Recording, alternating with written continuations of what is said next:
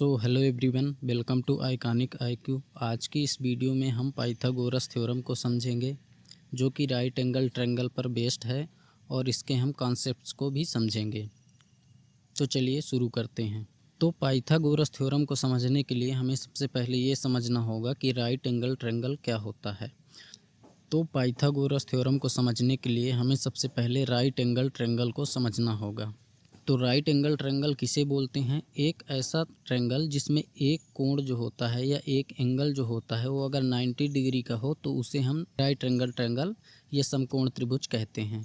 जैसे इस त्रिभुज में आप देखें, यहाँ पर ये जो एंगल है ये है 90 डिग्री का, तो इसे हम राइट एंगल ट्रायंगल कह सकते हैं।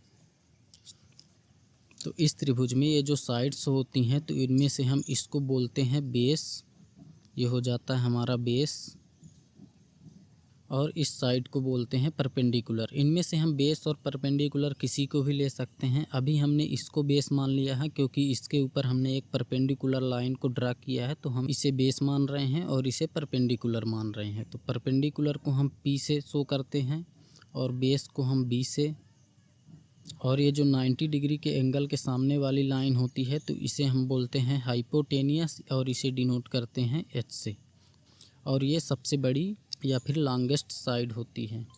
तो अब देखते हैं पाइथागोरस थ्योरम क्या होती है। अभी हमने समकोण त्रिभुज या राइट एंगल ट्रायंगल को समझ लिया कि किसे हम राइट एंगल ट्रायंगल बोलते हैं। तो ऐसा त्रिभुज जिसमें एक 90 डिग्री का एंगल हो उसे हम राइट एंगल ट्रायंगल बोलते हैं, और इसे नीचे वाली लाइन को बेस बोलते हैं, और ये जो परपेंडिकुलर लाइन होती है इसे परपेंडिकुलर, और ये 90 डिग्री के एंगल के सामने वाली जो लाइन होती है उसे हाइपोटेनियस बोलते हैं।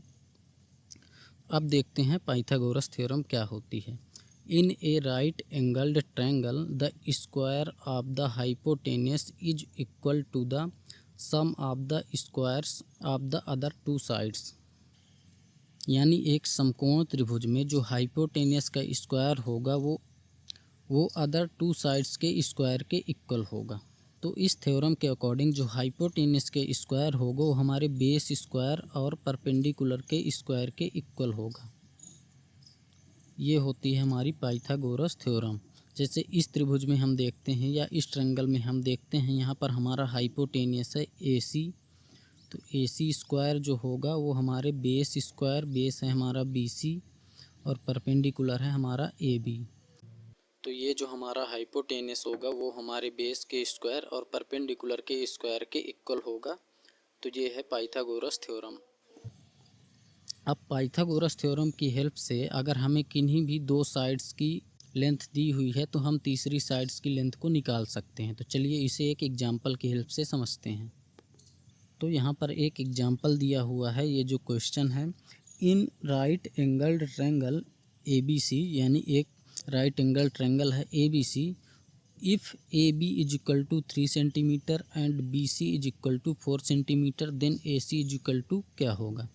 यानी एक राइट एंगल ट्रायंगल, चलिए हम एक राइट एंगल ट्रायंगल पहले बना लेते हैं। तो ये हो गया हमारा राइट एंगल ट्रायंगल। अब आप जानते हैं राइट एंगल ट्रायंगल में एक कोण जो होता है वो 90 डिग्री का होता है, तो इसे हम 90 डिग्री लिख देंगे।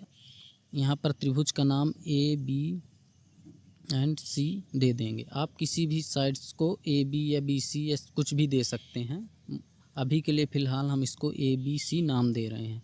तो हमें क्या दिया है, तो इस एंगल में हमारा हो गया, हम किसी को भी बेस और किसी को भी परपेंडिकुलर ले सकते हैं। तो ये हमारा हो गया बेस, और ये हो गया हमारा परपेंडिकुलर, और ये हो गया हमारा हाइपोटेनियस। तो यहाँ पर BC इक्वल टू कितना दिया है, तो बेस है हमारा 4 सेंटीमीटर, और परपेंडिकुलर कितना दिया है, परपेंडिकुलर है हमारा 3 सेंटीमीटर, और हमें हाइपोटेनियस को फाइंड करना है। तो पाइथागोरस थ्योरम के अकॉर्डिंग जो हमारा हाइपोटेनियस का स्क्वायर होता है वो हमारे बेस के स्क्वायर प्लस परपेंडिकुलर के स्क्वायर के इक्वल होता है। तो यहाँ पर हाइपोटेनियस क्या है, AC square is equal to base कितना है BC स्क्वायर प्लस परपेंडिकुलर कितना है AB स्क्वायर। तो यहाँ BC की लेंथ कितनी दी है, BC है 4 सेंटीमीटर, तो हम यहाँ लिखेंगे 4 का स्क्वायर प्लस AB कितना है हमारा 3, तो यहाँ 3 का स्क्वायर करेंगे। और जब इसे सॉल्व करेंगे तो ये आ जाएगा AC² इज इक्वल टू, तो ये आ जाएगा 4 × 4 + 3 × 3। अब इसे सॉल्व करेंगे तो ये आ जाएगा 16 + 9, तो ये हो जाएगा हमारा AC² इज इक्वल टू 25। अब आपको पता होगा जब स्क्वायर को हम राइट साइड ले जाते हैं तो स्क्वायर रूट में कन्वर्ट हो जाता है, तो ये हो जाएगा AC इज इक्वल टू √25। तो जब इसे सॉल्व करेंगे तो ये आ जाएगा AC इज इक्वल टू 5। ये हो जाएगा हमारा आंसर। पाइथागोरस थ्योरम की हेल्प से हम कुछ इस तरह के क्वेश्चंस को सॉल्व कर सकते हैं। अगर वीडियो आपको पसंद आया तो इसको लाइक करिए, शेयर करिए और चैनल को सब्सक्राइब करिए। मिलते हैं नेक्स्ट वीडियो में।